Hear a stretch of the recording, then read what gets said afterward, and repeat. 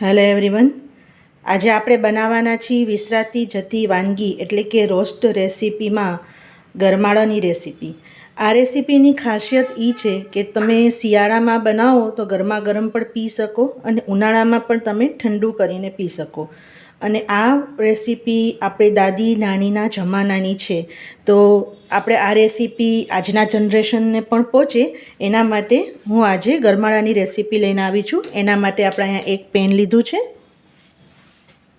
એમાં જે હું તમને બતાવું એ જ માપથી તમે બનાવશો તો પરફેક્ટ રેસીપી બનશે. 2 ચમચી ઘી લેવાનું છે, નાની ચમચી.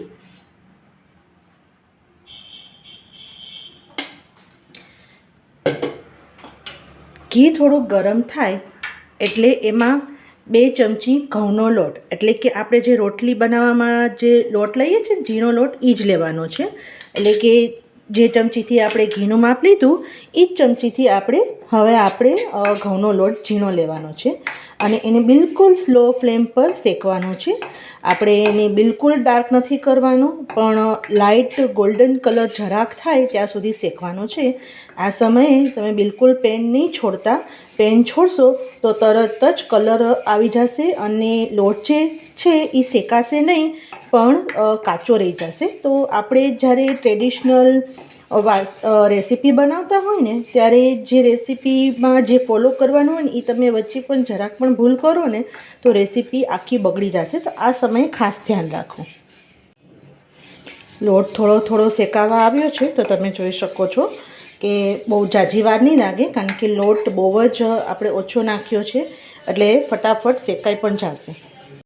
હવે લોટ શેકવાની તમને એક તો સુગંધ પણ સરસ આવશે. એટલે લોટ શેકવાની જરા સુગંધ આવે એટલે એ સમયે આપણે 1 ગ્લાસ દૂધ લેવાનું છે. તો તમે જે પણ દૂધ ઘરમાં યુઝ કરતા હોય લઈ શકો અને ધીમે ધીમે નાખવાનું, જેથી ગઠ્ઠા ન પડે, એ ખાસ ધ્યાન રાખવાનું છે. તો 1 ગ્લાસ આપણે દૂધ નાખવાનું છે અને સરસ હલાવતા રહેવાનું છે. આ સમયે દૂધ નાખો ત્યારે ધીમે ધીમે દૂધ નાખવું, જેથી ગઠ્ઠા ન પડે, અને સરસ હલાવી દેવાનું. સરસ હલાવી લ્યો એટલે હવે સ્લો ફ્લેમથી જરાક તમે મીડિયમ ફ્લેમ કરી શકો અને ખાંડ નાખવાની છે. તો ખાંડ તમને કેટલું ગળ્યું જોઈએ છે એ પ્રમાણે નાખવાની છે. અત્યારે હું 2 ચમચી ખાંડ નાખું છું. સાથે એલચીનો પાવડર.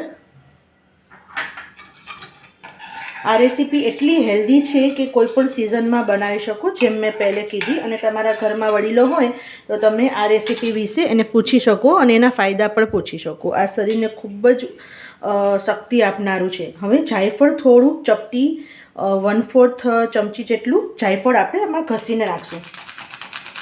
એનો પણ ખૂબ સરસ ટેસ્ટ આવે છે અને આ ટ્રેડિશનલી આમાં જાયફળ એલચી જ હોય છે.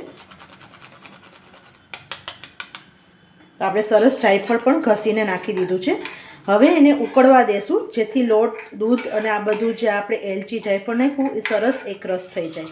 તો એક આવે ઉકાળો ત્યાં સુધી આપણે એને ઉકળવા દેશું. તો તમે જોઈ શકો છો કે સરસ આપણો ગરમાળો ઉકળી ગયો છે. અને ગેસ બંધ કરી અને પછી આપણે છેલ્લે આપણે ડ્રાયફ્રૂટ્સ, કાજુ અને બદામ નાખી દઈશું. તો એકદમ જૂની પારંપરિક અને પુરાની આપણી રેસીપી ગરમાળો તૈયાર છે. એક વખત જરૂર ટ્રાય કરશો.